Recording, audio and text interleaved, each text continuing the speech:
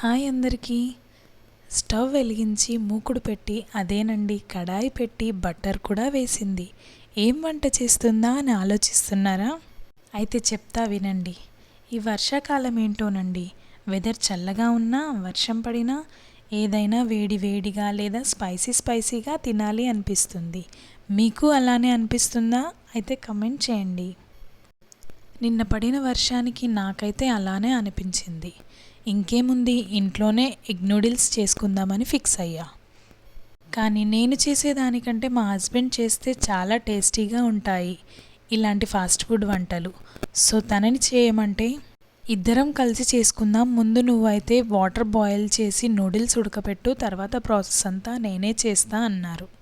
సరే అని చెప్పి నూడిల్స్ కోసం వాటర్ పెట్టేసి మా చిన్నోడికైతే రైస్ పెట్టాను. వాటర్ బాయిల్ అయ్యాక నూడిల్స్ వేసి ఉడకబెట్టేశా. ఈలోపు మా చిన్నోడితో కాసేపు టైం స్పెండ్ చేసి టీ తాగేసి మళ్ళీ ఎనర్జీ తెచ్చుకొని ఇలా టేస్టీగా స్పైసీగా ఎగ్ నూడిల్స్ చేశారు మా వారు. ఏదైనా ఇలా కలిసి చేసుకుంటే వచ్చే హ్యాపీనెస్సే వేరు కదా. మీకు ఈ రెసిపీ నచ్చితే లైక్ చేయండి, షేర్ చేయండి and please subscribe to my channel.